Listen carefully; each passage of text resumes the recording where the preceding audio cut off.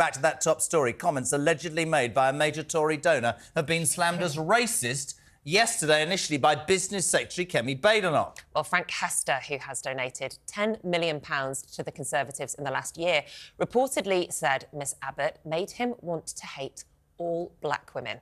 Well, joining us now is political sketchwriter Quentin Letts. Quentin. Good morning. Good morning. 10 million quid this man's given. Yes. It just shows you can be very, very rich and very, very stupid. Well, quite. Do you think that he should... that the Tory party should give the money back? I don't suppose they will. I don't suppose they've got that much down the back of the sofa. But it's certainly going to give the opposition parties plenty of ammo to have a go at them over that. I wonder what PMQs is going to be like this afternoon. Well, it'll be a bit about that, I suppose, but you can't do all his 6 questions on that. I think it's more... I think the much bigger story is this crazy idea of giving money to people to accept a trip to Rwanda. I mean, I think that's a much more devastating political story. I agree. Quentin, of their own making. Well, I mean, it just seems to me decadent and immoral. I mean, you know, the only argument for the Rwanda policy, which I happen to support, was that it was going to be a deterrent. It was going to deter people from crossing the channel. I bought that argument. But now, if you're going to give 3,000 quid to geezers to go to Rwanda, they're going to say, oh, that'll pay for the boat. Pick a side. Is it a deterrent or not? Well, that's the point. So if we all have an opinion about Rwanda, I happen to disagree with you, right? I think it's a disgrace that we haven't got a processing system good enough to deal with this. But what we're saying is Rwanda was a deterrent. But now if you sat in a country and you think, this is great, I'm going to go to England because at worst I'll get a hotel for a while and they'll throw me out and I'll get $3,000 to go to Rwanda, which is 6 months' wages. He says, you are which a is political actually quite good. It's quite a good country. Is it not, Quentin, that day by day this man is falling on his backside? So this is an absolute joke, man, isn't it? I don't know what's going on. It seems just nuts. But I mean, you know, maybe the reporting is wrong on this. I don't know. But I'm always tended to believe journalists rather than politicians. What an interesting week. I just want to take you back, and I'm going to... Because Nick, I thought, made a really good comment this morning, and I mentioned this before the news. With this Frank Hester and 10 million, you say they won't give it back because they haven't got it back down the side of the sofa. Nicola said at 7:30 that maybe in future going forward there should be a control or a look at how donations are given to all political parties because, well listen to this. This was Jack Elston who told me that this was in 2018. You'll remember this. Labour, this was from Jeremy Corbyn's office. Labour will no longer accept donations from the privacy campaigner Max Mosley following accusations that he published a leaflet in the 60s linking immigrants with disease. The party, though, this was from Corbyn's office, has no plans to return the $500,000 that he's already handed over to the Deputy Leader's office, Tom Watson, whose career ended in failure. So what we're saying is this could have happened for a long, long time and needs to be dealt with. That's a fair enough comment. Yeah, but do you think that political parties should be paid for by donors or by the taxpayer? I happen to believe if you've got people stupid enough to give money to political parties, let them do it. Because I don't want political parties to be paid for by the state, by you and me. No. But then doesn't that favour the political party who's going to be doing the most for the rich people because they're going to be the people who are donating to them? Yeah.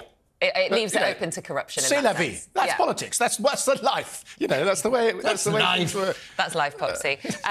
What do you make of the fact that it took Sunak so long to come out and call those comments made by Hester after he sent out his racist? army of ministers to say nothing, and Badenoch and Kwesi Kwarteng said, come on. I don't know. I mean, I couldn't get my knickers in a twist about how long. I mean, you're going to have a stopwatch every time there's some hoo-ha and the Prime Minister is in a meeting or, you know... OK, not how long, but initially, you know, on the round... Oh, he hasn't said anything and it's 5 minutes since we put the story on Twitter. But the government round yesterday, his ministers were out there saying it's wrong. And, you know, people were questioning them, saying, well, is it racist? They said, well, no, it's wrong. They couldn't admit to it being hang on. racist. No, do you think Rishi Sunak's scared of using the word racist or racism? Why would he be? Because he doesn't seem to want to say it. He didn't call Lee Anderson's comments Islamophobic. The guy's a British Asian. He's got nothing to lose by talking about that sort of thing. It may be that he could lose racist voters.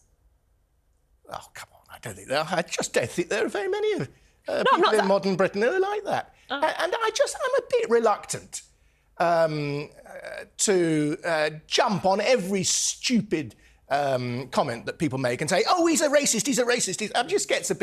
I just don't buy it. For anybody who hasn't read Quentin Letts, the speech, the sketchwriter in the Mail, you came up on I believe it was Tuesday, with, I think, one of the greatest lines ever. What was that? You were talking about Lee Anderson, who's defected to reform. Yeah.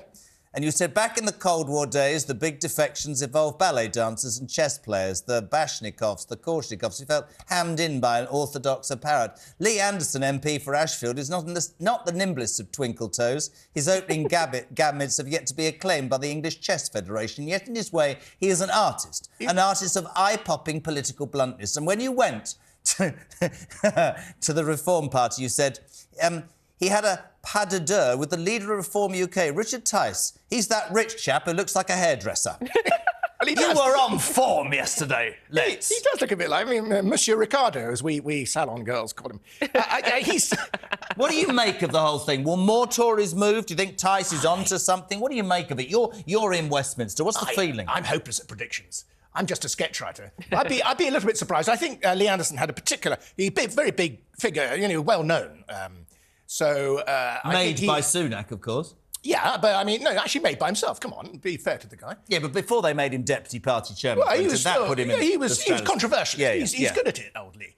And I think he had look at the equations in the polling equations in his constituency. Particular conditions apply. I would be surprised if any.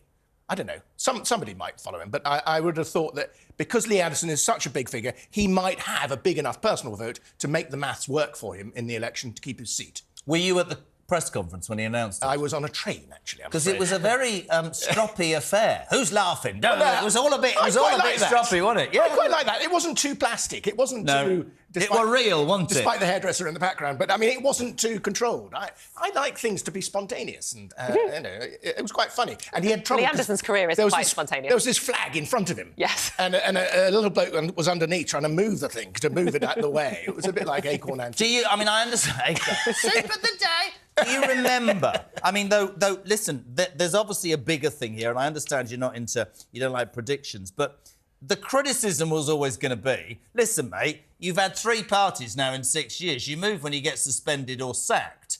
You can also look at Sunak and go, you promoted him, you might have been popular, but not on the national stage. Suddenly he's on a television show and he's this and he's that. Yeah. Do you think he speaks for other... Do you think he will appeal his move, his feelings... Who, Lee Anderson? Yes, in terms of what he's saying, to dissatisfied and disenchanted Tory voters, the words coming out of his mouth. Not only that, I think definitely the answer to that is yes. Some of them, quite a lot of them. But he will also appeal to not very enthusiastic people who are thinking about voting Labour. Mm. And also, this is the big thing about him and the type of politics that he does, he's talking out for people who otherwise just wouldn't bother voting because they think the whole thing is just pointless. And that's what I think, and that's what happens. Man of the people. Well, he is a bit, yeah.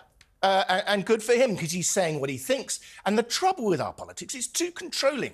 There's too much power to the whips. The Tory whips are so stupid to get rid of Lee Anderson. And they're saying, oh, you can't say that, you can't say that. Well, why can't... People are fed up with being told they can't say things. Well, he did say something that was The voters want to hear an honest politician. Sorry. He said something that was incorrect. You say they want an honest politician, but what he said was dishonest. He said that Sadiq Khan had been taken over by Islamist extremists. It's just not true.